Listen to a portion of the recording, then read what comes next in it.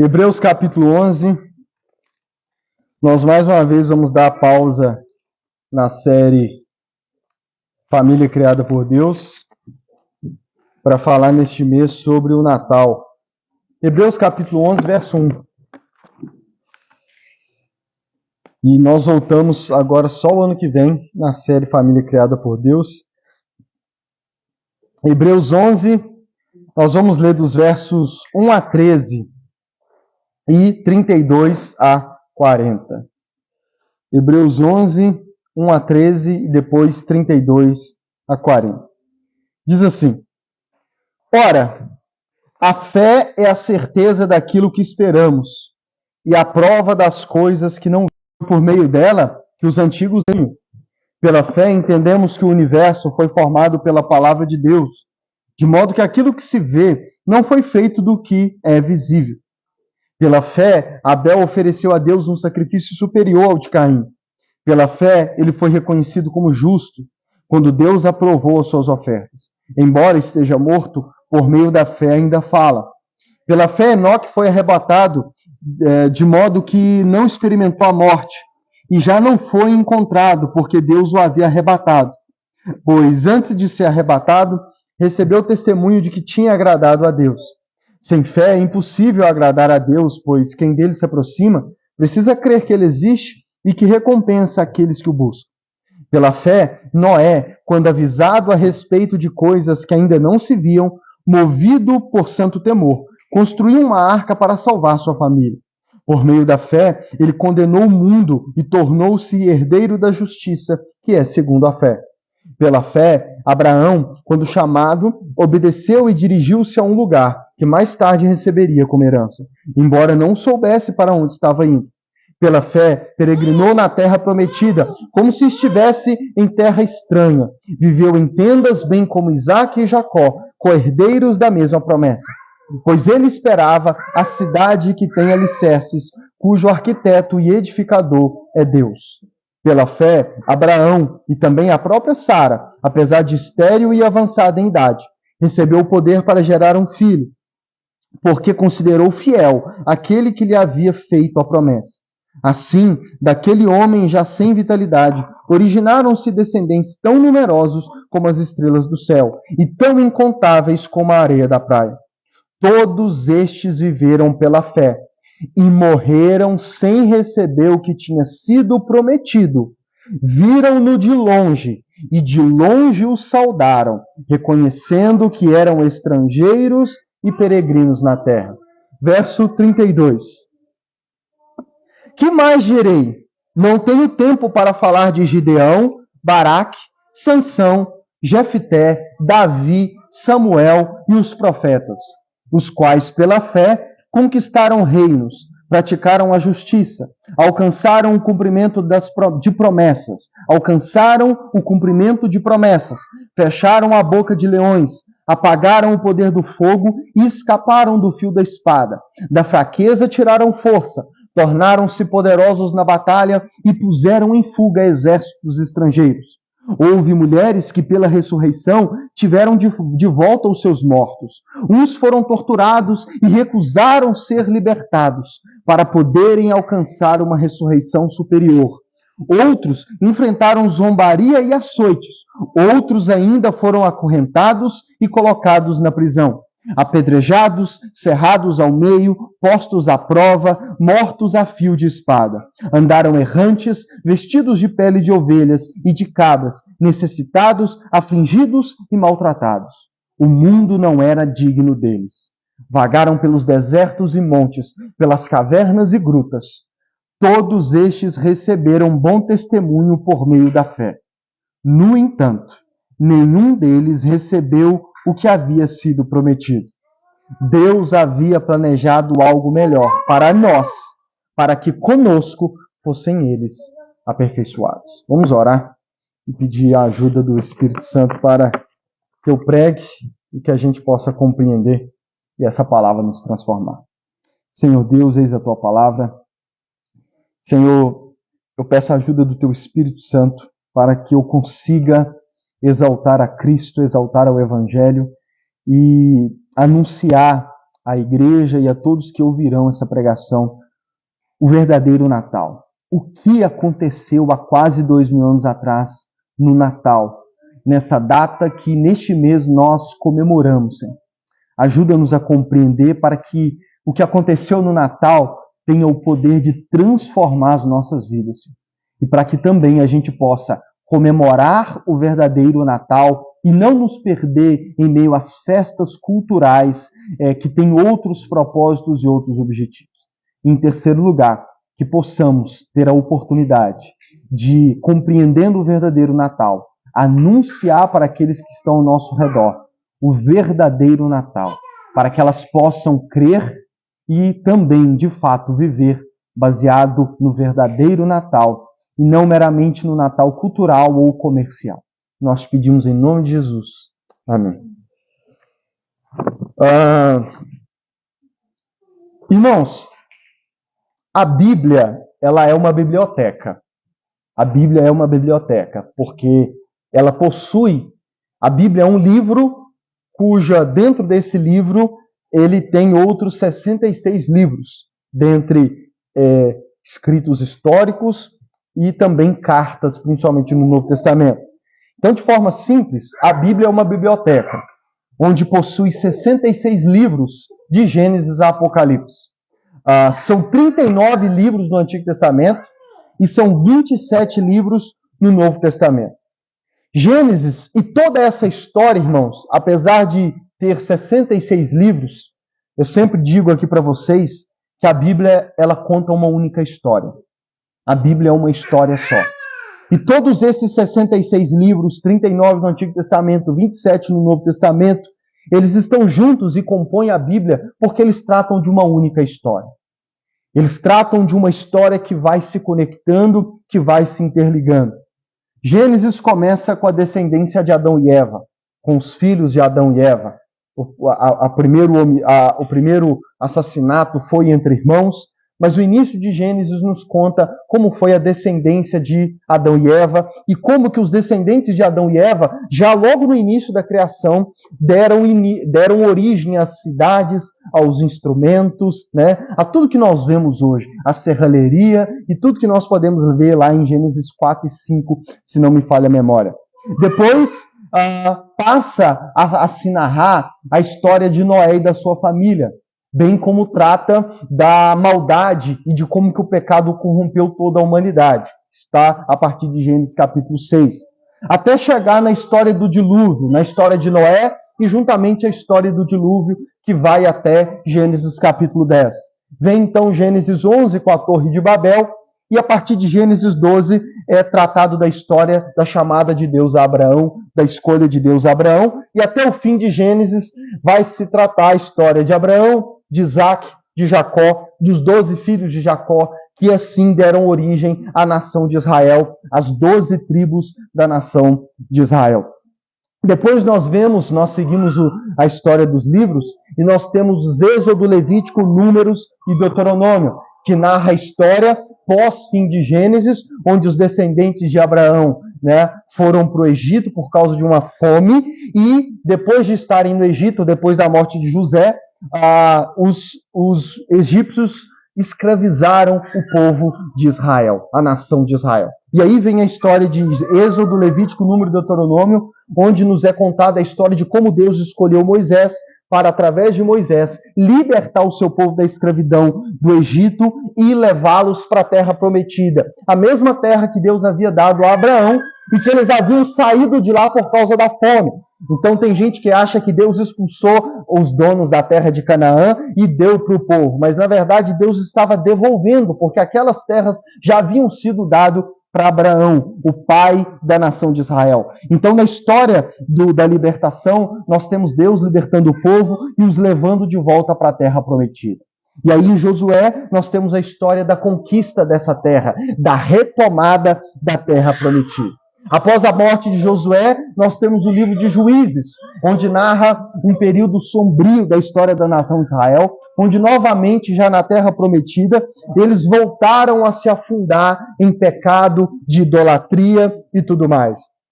Deus então começa a levantar os juízes, que eram os líderes da nação de Israel, que Deus ia levantando ele à medida em que que o tempo iria passando, e Deus foi usando-os para liderar a nação de Israel, para tentar trazê-los de volta para os caminhos do Senhor. Depois disso, nós temos a história dos reis de Israel, a começar com a história do rei Davi, com Saul e Davi, e posteriormente narrado em Samuel, em Reis, em Crônicas, a história dos reis de Israel. Depois da história dos reis, nós temos simultaneamente a história dos profetas, que aí nós temos todos os livros dos profetas no Antigo Testamento, cuja história, cujos profetas foram profetizando e anunciando a mensagem de Deus durante a vida desses reis de Israel. Até que, para correção do povo de Israel, do seu povo, Deus permite que a Babilônia venha e leve a nação de Israel para o exílio na Babilônia.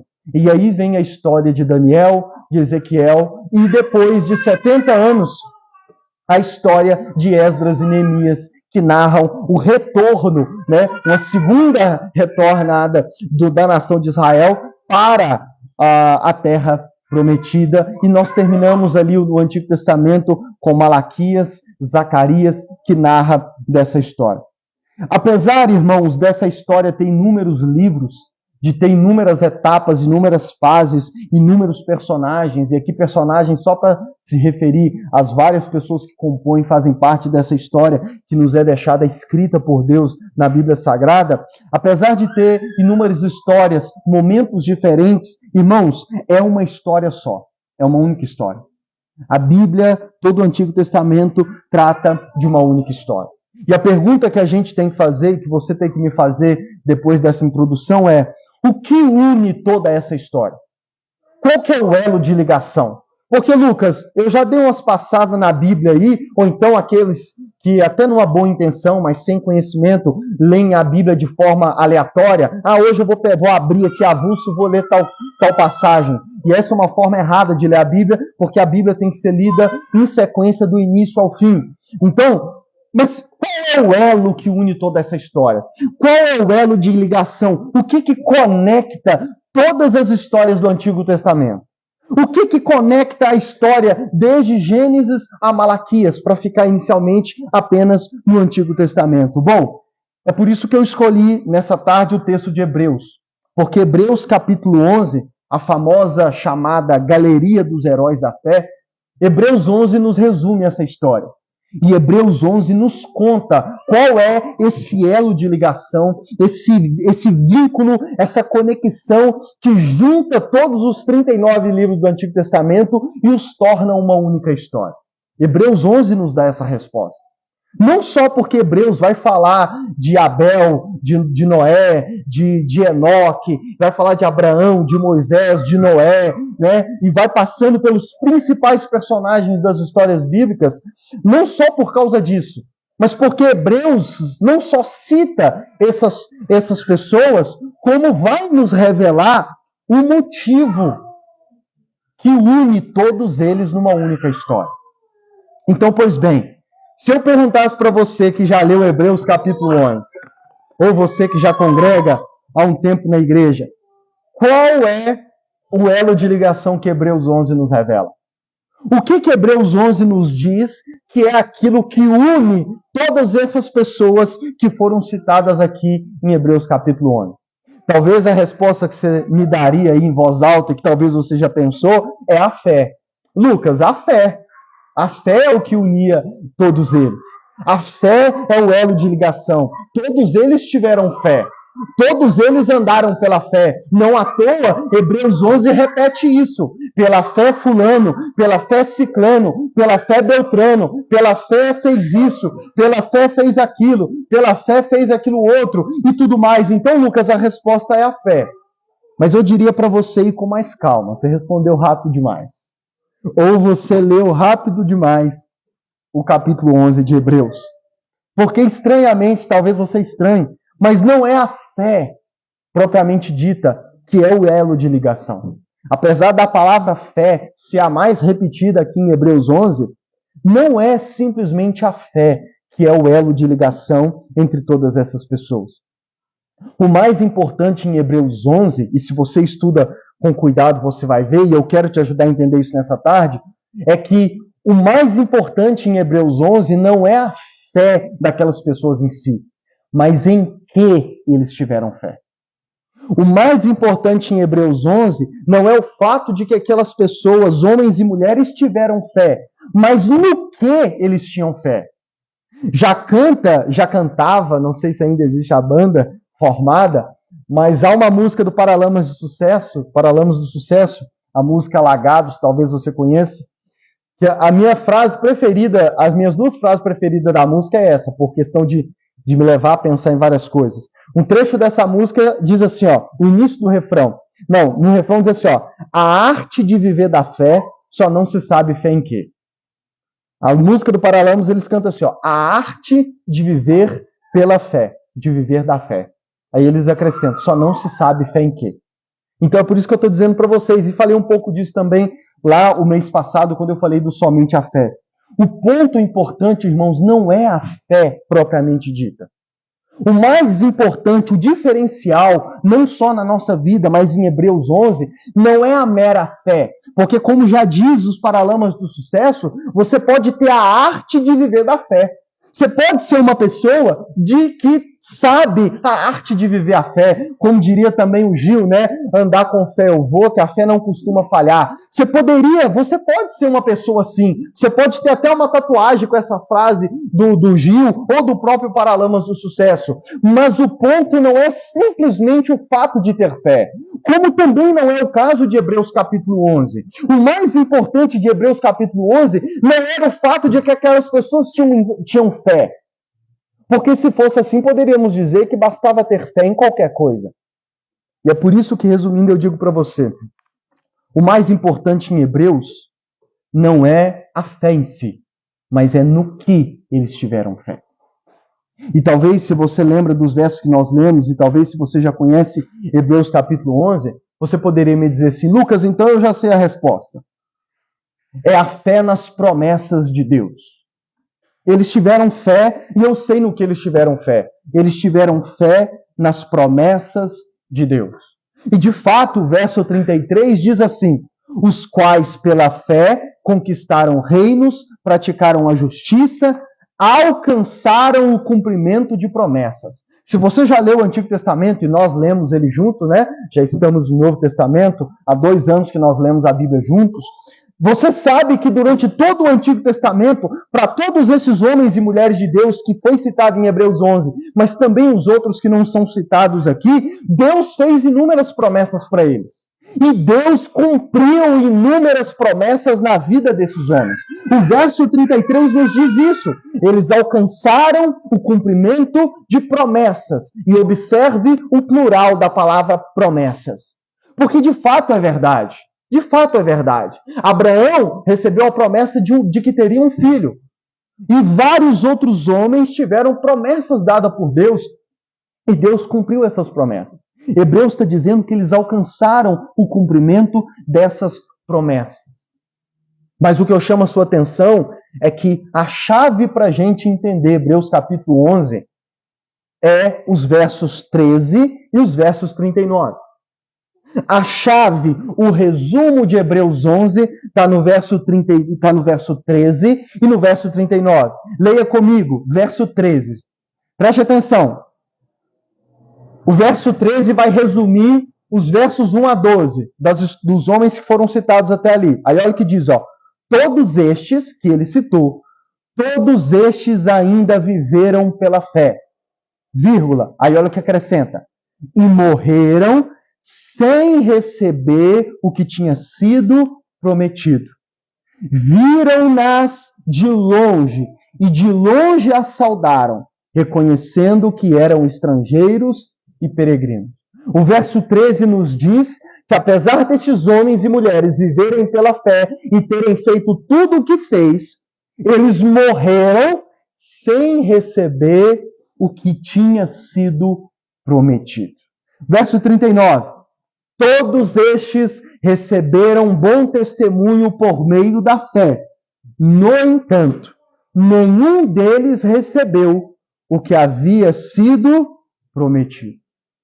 Percebe como que há uma sutil e clara distinção que o autor de Hebreus faz entre as promessas do verso 33, que eles receberam o cumprimento, e uma distinção entre o que havia sido prometido do verso 13 e do verso 39, que ambos os versos resumem as duas partes do capítulo.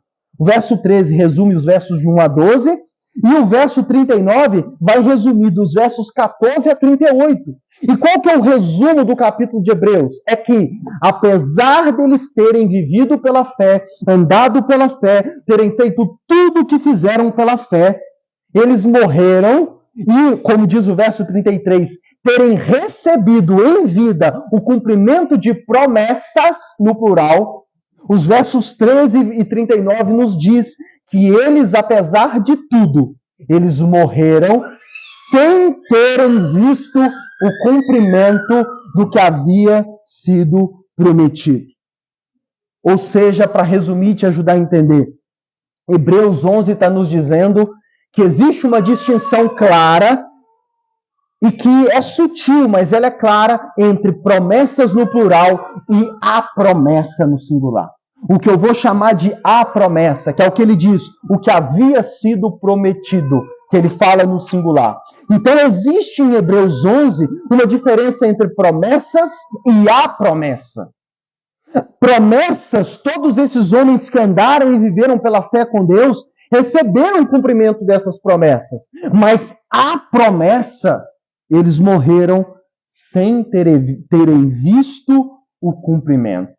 O verso 13 diz que eles viram de longe, eles saudaram de longe. Você já viu alguém de longe? Que não dá nem para a pessoa te ouvir, mas você só faz um sinal para ela. Hebreus 13 está nos dizendo que eles viram-na de longe, saudaram a promessa de longe, mas não a viram ser cumprida. Não a viram ser cumprida.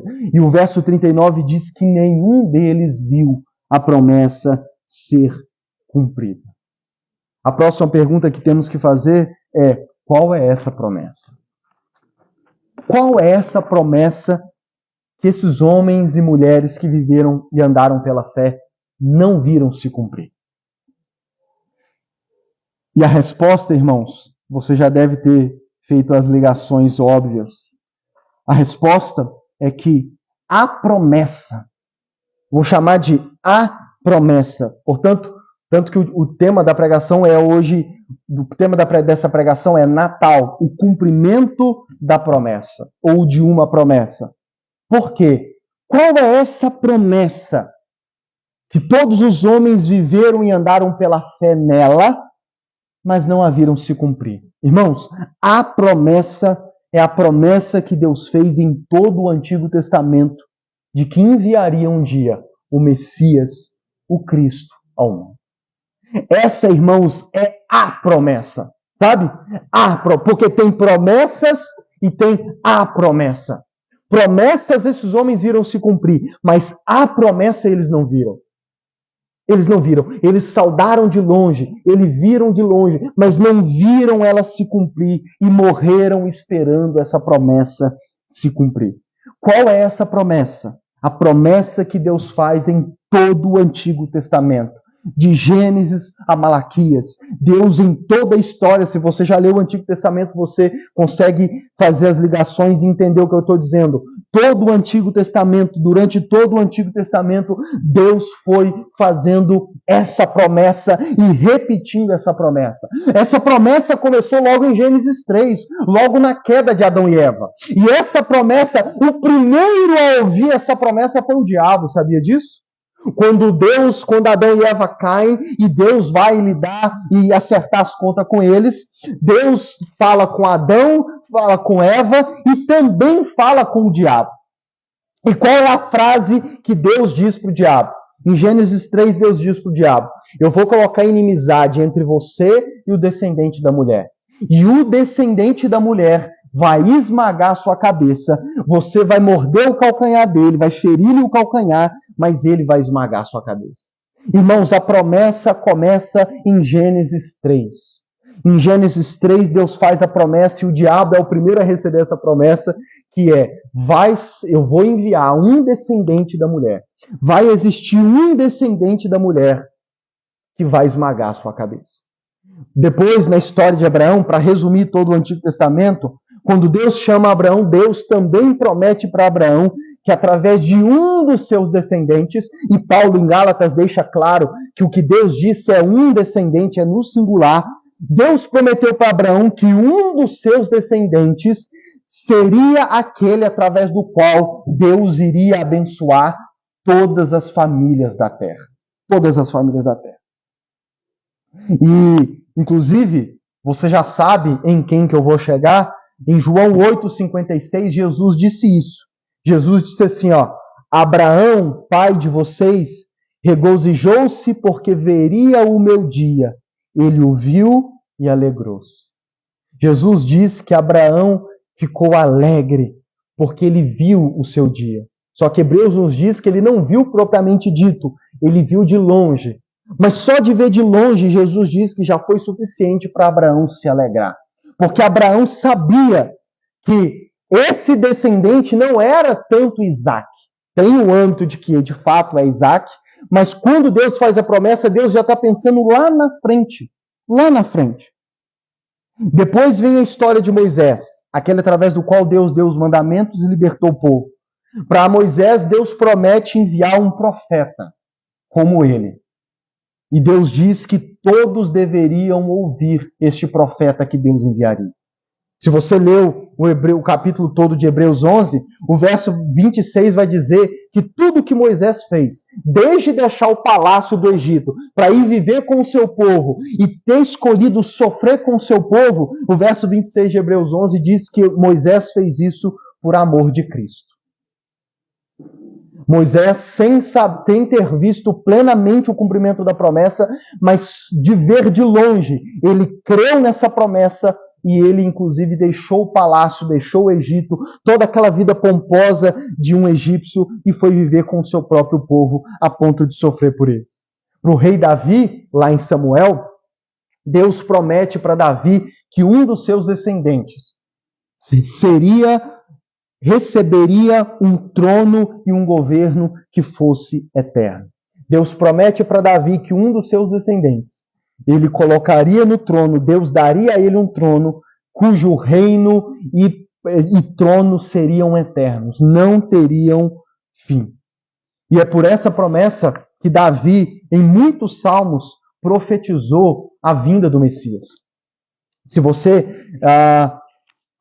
tem um pouco de compreensão bíblica, você sabe que muitos salmos do Antigo Testamento, salmos de Davi principalmente, profetizam coisas a respeito da vinda do Messias. Por quê?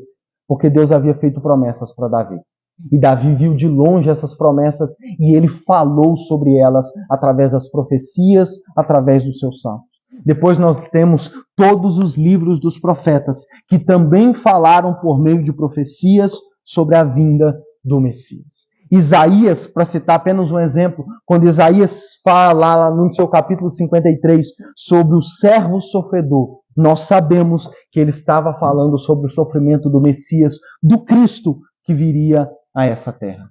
Para resumir, irmãos, todo o Antigo Testamento, do início ao fim, é cheio de referências e profecias sobre a vinda do Messias, sobre a vida do Cristo, do ungido do Senhor, do menino que nasceria da Virgem, que Deus enviaria para salvar o seu povo e para transformar a vida deles de uma forma que a lei e os mandamentos não poderiam fazer. Paulo fala disso em Romanos 8, mas eu vou citar a semana que vem esse verso. Mas resumindo, irmãos, todo o Antigo Testamento, se você lê, se você estuda o Antigo Testamento, você vai ver que todos os homens da Bíblia, todos eles estavam cercados em volta dessa promessa, desse Cristo, desse Messias, desse ungido do Senhor, da raiz de Davi, do filho de Davi, do descendente de Davi, do filho da Virgem que diz que é profetizado em Isaías, e vários outros profetas vão dando nome diferente. Jeremias, se não me falha a memória, chama de a raiz de Jessé, o broto, gafanhoto, aquele que é o Redentor. Jó falou sobre um Redentor que viria, que se levantaria. Todo o Antigo Testamento, todos os homens e mulheres do Antigo Testamento, irmãos, estavam em volta de uma única mesma promessa que Deus fez para todos eles. Eles recebiam essas promessas e falaram dessas promessas com palavras diferentes, com profecias diferentes, com, vamos dizer assim, em contextos diferentes, mas todos eles, se você estudar o Antigo Testamento, eles criam e falavam a respeito da promessa. Que qual era essa promessa? A vinda do Messias, do Cristo, que Deus enviaria a essa terra. Que Deus enviaria a essa terra. Irmãos, a esperança das pessoas, dos homens e mulheres do Antigo Testamento, era a vinda do Messias. A esperança deles, aquilo que eles esperavam. Zacarias, se não me falha a memória, fala inclusive sobre aqueles que eram cativos da esperança, prisioneiros da esperança. Porque, irmãos, e qual que é o contexto dessa esperança? É porque nós já lemos o Antigo Testamento e sabemos que a nação de Israel é uma nação que teve altos e baixos. A nação de Israel era como uma montanha-russa, que ora eles estavam andando com Deus, ora eles estavam se rebelando contra Deus. E em meio a todos esses, principalmente os baixos, em que eles se rebelavam contra Deus, coisas ruins aconteciam. Os cumprimentos das maldições lá de Deuteronômio vieram sobre a vida deles. Inclusive foi por esse motivo que eles foram exilados na Babilônia por 70 anos. Se você já leu o livro de Juízes, principalmente os últimos capítulos, tem uns capítulos que são sombrios de coisas que acontecia com o povo de Deus. Ezequiel vai dizer que o povo de Deus estava fazendo coisas que nem mesmo os que não conheciam a Deus estavam fazendo. Por quê? Porque a nação de Israel foi se afundando cada vez mais no poço. E aqueles que ainda se mantinham em integridade com Deus, nos caminhos do Senhor, principalmente esses, ansiavam pelo cumprimento da promessa e depositavam a sua fé e esperança na vinda do Messias. Porque ao longo das profecias do Antigo Testamento, Deus foi dizendo para a nação de Israel que quando o Messias viesse, o Messias iria colocar em ordem a casa, como a gente gosta de dizer. Quando o Messias viesse, ele iria fazer aquilo que os mandamentos não fizeram. O Messias iria fazer aquilo que eles não conseguiam fazer. O Messias iria salvá-lo de todas as consequências do pecado. O Messias iria, inclusive, na linguagem de Ezequiel 36, tirar o coração de pedra e dar a eles um coração de carne. E essa esperança e a fé nessa promessa é o que guiou e o que sustentou e é o que une todos esses homens e mulheres. Desde Gênesis 3 até a vinda de João Batista, todo o Antigo Testamento é unido pela fé e pela esperança em uma única promessa. E abre parênteses. Eles tinham e recebiam outras promessas de Deus. Mas qual é o ponto aqui? Um dos pontos dessa mensagem é que eles entendiam que por mais que Deus havia feito outras promessas para eles, essas promessas não se comparavam com a promessa. Com a promessa. Porque eles sabiam que mesmo Deus cumprindo outras pequenas promessas na vida deles, essas promessas não mudavam o coração deles, não mudou o estado da nação de Israel. Mas eles tinham fé e esperança de que a promessa, quando fosse cumprida, iria mudar a vida deles. E todos os homens e mulheres que foram fiéis ao Senhor, que viveram pela fé, e lembre-se agora, a fé nessa promessa, eles viveram aguardando e ansiando pelo cumprimento dessa promessa. Ansiando. Irmãos, eles não só aguardavam, mas eles ansiavam. Eles tinham grandes expectativas. Eles tinham quase que uma expectativa de quando será que virá essa promessa? Quando será que Deus cumprirá essa promessa? Se você ler os Salmos, tem muitos Salmos que poderíamos citar ou estudar de que revela esse anseio dos homens e das mulheres de Deus. Mas um versículo da Bíblia que resume toda essa expectativa que o povo do Antigo Testamento tinha, está lá em João capítulo 4, verso 25, que é dita pela mulher samaritana. Lembra da mulher samaritana com quem Jesus conversou no poço de Jacó? No verso 25 do capítulo 4, a mulher diz assim para Jesus, depois de ouvir o que Jesus havia dito, eu não vou entrar nos detalhes. A mulher disse a Jesus: eu sei que o Messias, chamado Cristo, está para vir. Quando ele vier, explicará tudo para nós. Se você já leu João 4, você sabe que essa mulher, depois de Jesus falar algumas coisas com ela, ela revela essa expectativa dela, esse anseio dela, e ela diz: eu sei que o Messias, o Cristo, está para vir. E eu creio que quando ele vier, ele explicará tudo para a gente. Porque é isso que eles ansiavam. É isso que eles ansiavam. É isso que eles aguardavam. A vinda do Messias, do Cristo. Aquele que é o cumprimento da promessa. Mas o verso de Hebreus nos diz que todos estes homens morreram sem ver o cumprimento da promessa. Abra sua Bíblia comigo em Lucas capítulo 2 agora. E nós vamos ver o cumprimento dessa promessa. Lucas capítulo 2. E eu já vou concluir hoje. Lucas capítulo 2, verso 1.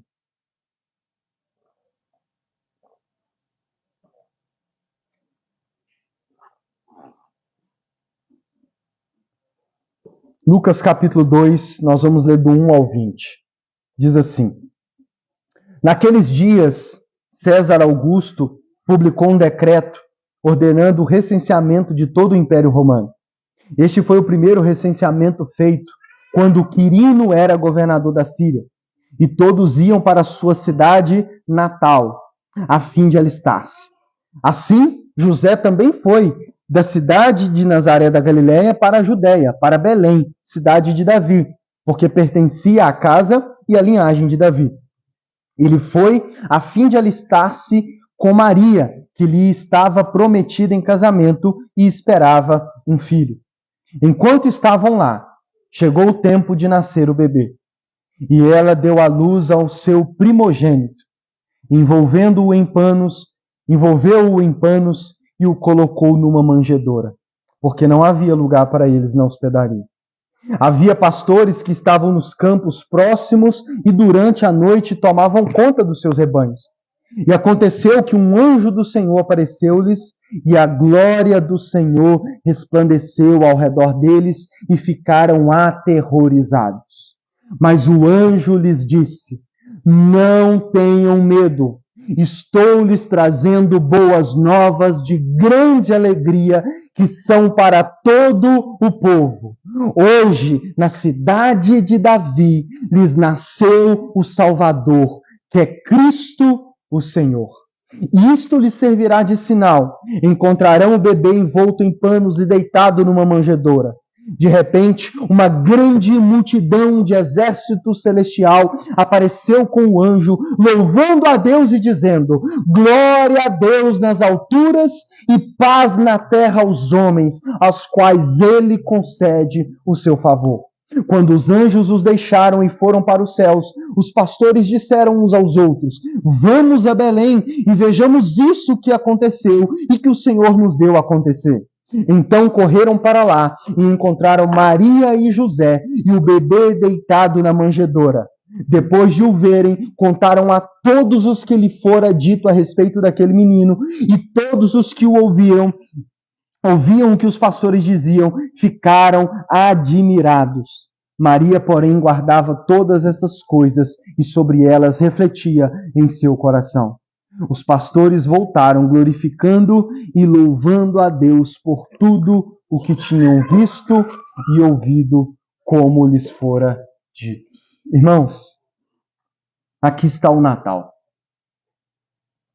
Aqui está o dia do cumprimento da promessa.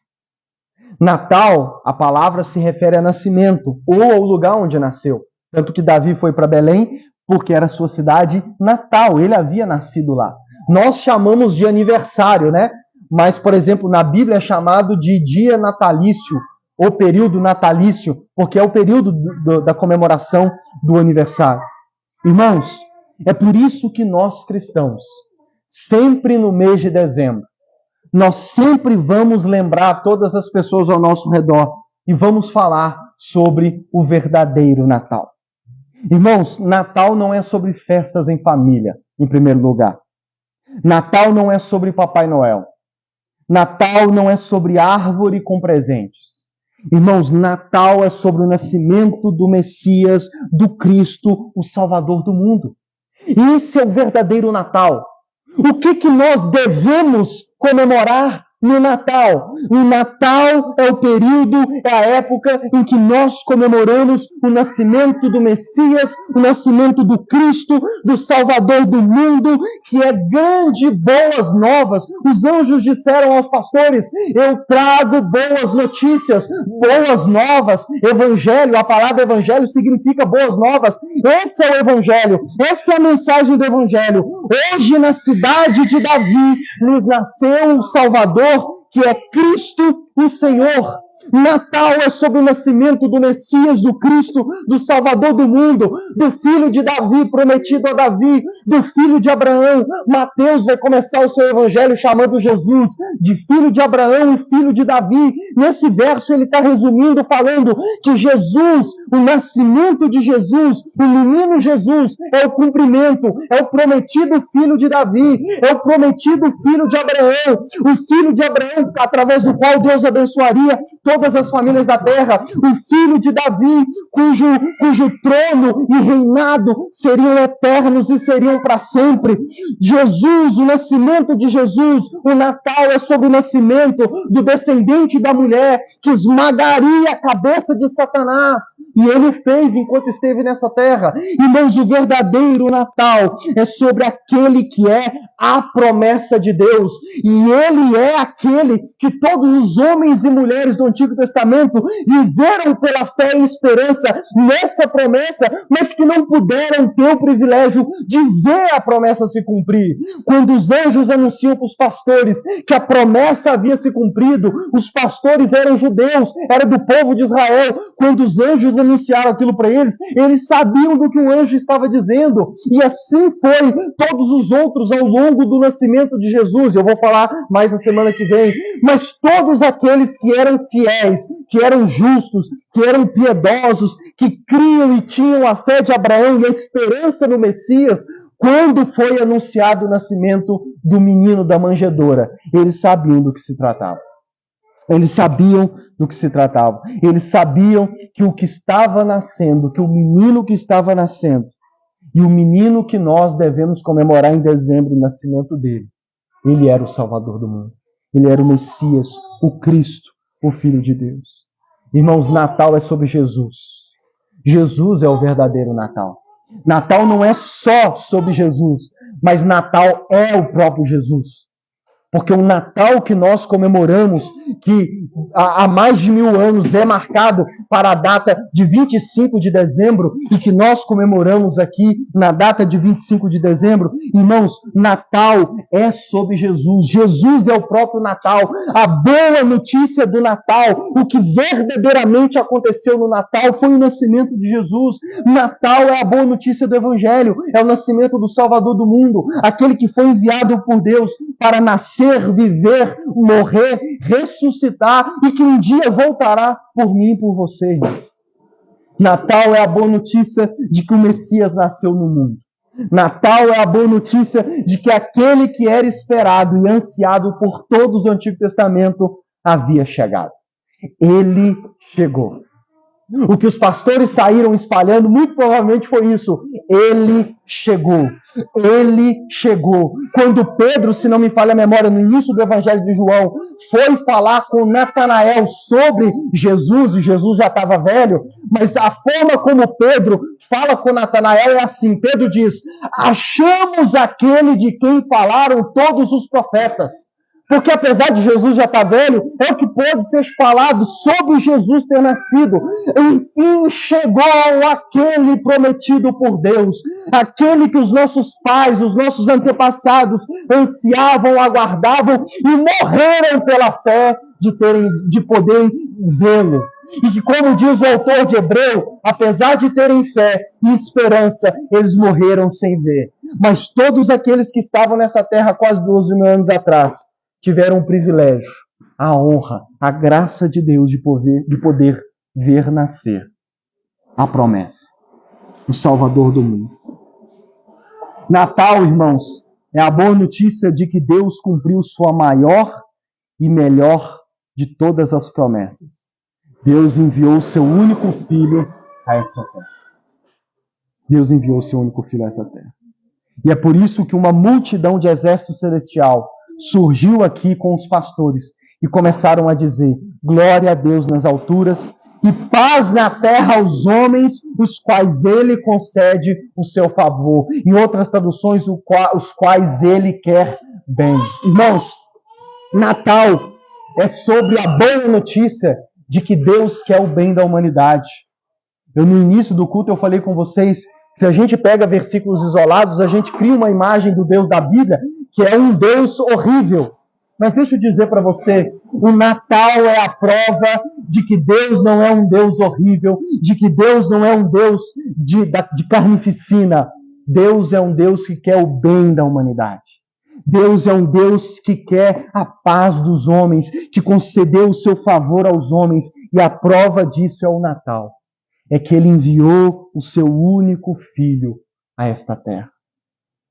Natal é sobre o maior evento que já aconteceu neste mundo e na história do mundo, que é Deus encarnando para viver entre nós. E ele o fez para o nosso bem e para nos salvar. Portanto, irmãos, eu digo para vocês e eu vou concluir. Se você monta uma árvore e não monta um presépio, você ainda não entendeu do que se trata o verdadeiro Natal. Vocês sabem, ano passado eu disse isso para vocês também, né? Nós não cremos que seja pecado montar árvore de Natal, colocar presente e tudo mais. Não é. Não é pecado. Você pode montar. Monte uma árvore, amém? Compre uma bonita e monte lá. Mas qual que é o meu ponto em primeiro lugar? Se você monta uma árvore e não monta um presépio, você corre o sério risco de não comemorar o verdadeiro Natal. Porque o que verdadeiramente... Eu ia trazer meu presépio pequeno para pôr aqui, mas na correria hoje, preparando e tal, eu esqueci. O que representa... Se você falasse, Lucas, o que eu monto para representar o verdadeiro Natal? Irmãos, monte um presépio. Eu ainda vou ter um presépio gigante lá na sala da minha casa, época de Natal. Ainda pretendo futuros natais daqui para frente, quem sabe o ano que vem, nós montarmos um grande aqui na igreja. Por quê? Porque mais do que a árvore é outra história. E não estou dizendo e repetindo, não é errado você montar. Mas se você quer comemorar e lembrar o verdadeiro Natal, ou dar testemunho do verdadeiro Natal, irmãos, monte um presépio. Porque o presépio, do que se trata o presépio, irmãos? Do nascimento do menino Jesus na manjedoura. E tem presépios que traz os pastores, depois os magos e todos que tiveram o privilégio de verem naquele dia o maior evento de toda a história da humanidade. Deus encarnando entre nós. Se você fala com seus filhos sobre Papai Noel, árvore e presente, e não fala com eles sobre o menino da manjedoura, você não entendeu e não comemora o verdadeiro Natal. Irmãos, dê presente aos seus filhos, ensine eles a dar para outras pessoas. Mas não deixe de falar com seus filhos sobre o menino da manjedoura, sobre o menino Jesus. Ensine os seus filhos a entender que o Natal verdadeiro não é a árvore, embora não seja errado tê-la. Mas o Natal verdadeiro é aquele menino que foi deitado na manjedoura. Porque aquele menino é o próprio Deus. É o Cristo, o Salvador. Uma das músicas que nós cantamos, eu adoro a frase de uma das músicas, que diz assim: uma manjedoura veio se tornar um trono. Quem diria, irmãos, que aquela manjedoura, na verdade, estava se tornando o trono do Messias, do Salvador? Quem diria que seria colocado numa manjedoura e que aquela manjedoura, na verdade, naquele momento, era o primeiro trono daquele descendente de Davi, que já está assentado num trono que é eterno e que governa todas as coisas. Em terceiro lugar, se você acha que o Natal é só mais uma data, você não entendeu o que devemos celebrar no Natal. A terceira coisa. Porque eu conheço crentes que acham, eu já fui assim, e estou melhorando, estou buscando melhorar a cada ano. que trata o Natal como uma simples data. Ah, não, é uma mera data. Não, Natal é comercial, Natal é para os outros vender as coisas. Ah, não, Natal é para a gente dar presente para familiar. Ah, não, Natal é... Não, irmãos, deixa eu dizer para vocês, nós cristãos, apesar desse contexto de comércio, tudo isso é verdade, mas deixa eu te dizer, nós cristãos deveríamos valorizar o período de Natal, o mês de dezembro, irmãos. E é por isso que todo ano, no mês de dezembro, nós vamos parar a série que for para falar do Natal, porque precisamos criar essa cultura e voltar para uma cultura em que nós celebramos o Natal, irmãos. Nós não queremos celebrar Papai Noel, nós não queremos celebrar presente, época comercial. Nós cristãos devemos celebrar o Natal, que é o nascimento do nosso Senhor e Salvador. Porque essa é a melhor notícia para nós.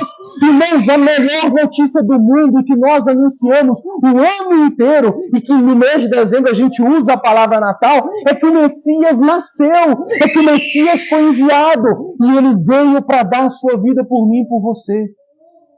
O nascimento do nosso Senhor e Salvador, irmãos, é uma boa notícia para nós. O primeiro ato do Evangelho, irmãos, não é a cruz. Amém? Às vezes a gente foca na cruz, e não estou dizendo que é errado, nunca é demais focar na cruz.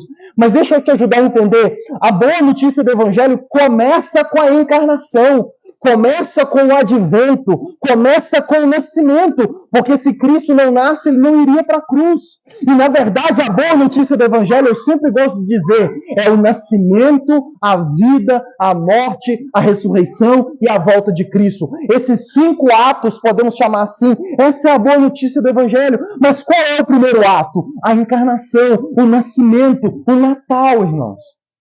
E se somos evangélicos, cremos no Evangelho, cremos em Jesus, temos que comemorar o Natal direito. Natal não é só mais uma data, irmãos. Natal é a data. É a data.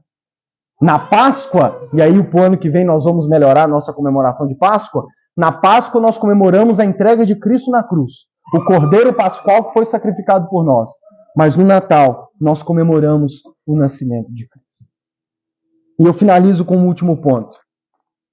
Eu disse para vocês que Hebreus diz que o que uniu todos estes homens, eu não vou ler de novo, mas se você prestou atenção, você vai lembrar. O que uniu todos eles era essa fé, essa promessa. Porque todos receberam essa mesma promessa. Amém?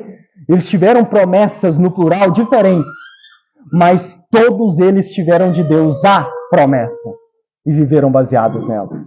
O verso 40 de Hebreus, o último verso, o autor diz assim.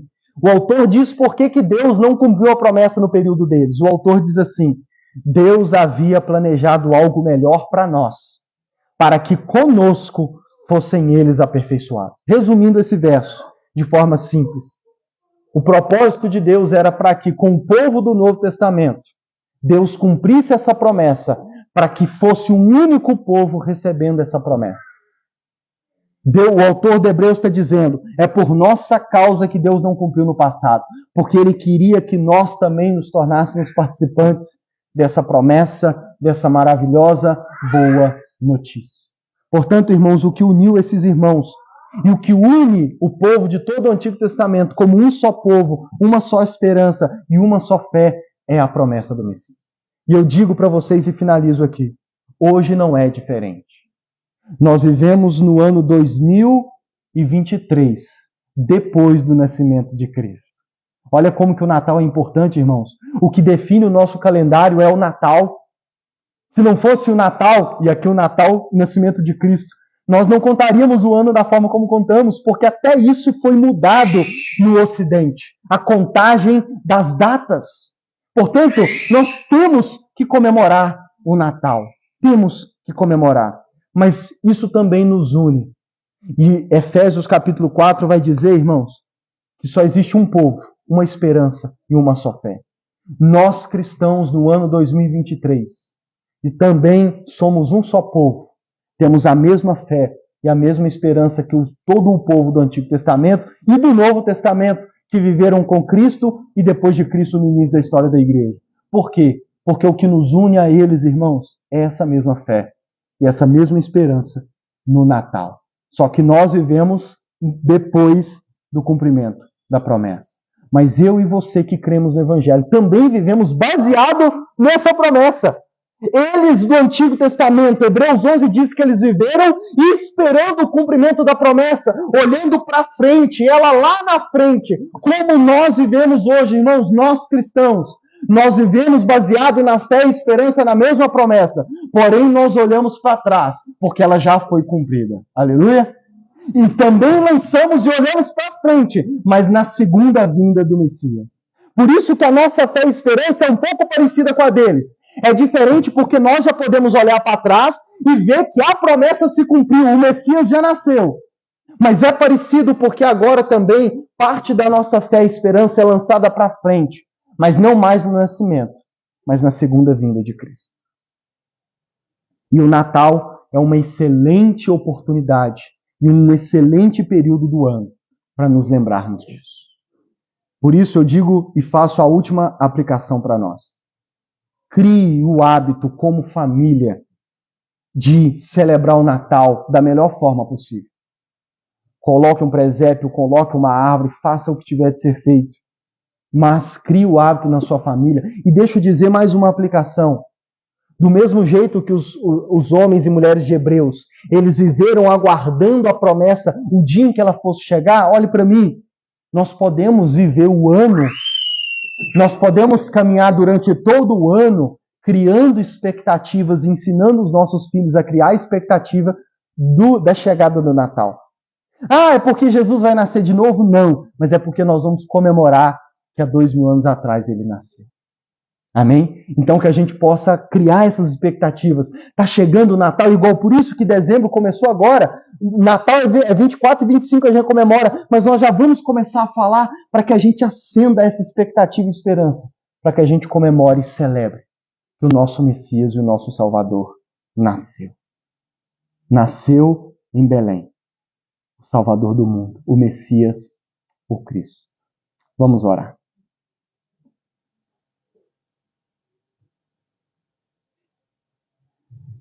Vamos louvar o Senhor pelo Natal, pelo nascimento do nosso Salvador e pedir a Ele que possamos a cada ano melhorar, não só como igreja, mas também como família, na comemoração e na celebração daquela que é a principal data que celebra o maior evento que já aconteceu na história do mundo, que é o nosso Messias, o nosso Salvador ter vindo ao nosso encontro.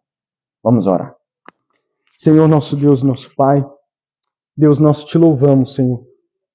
Nós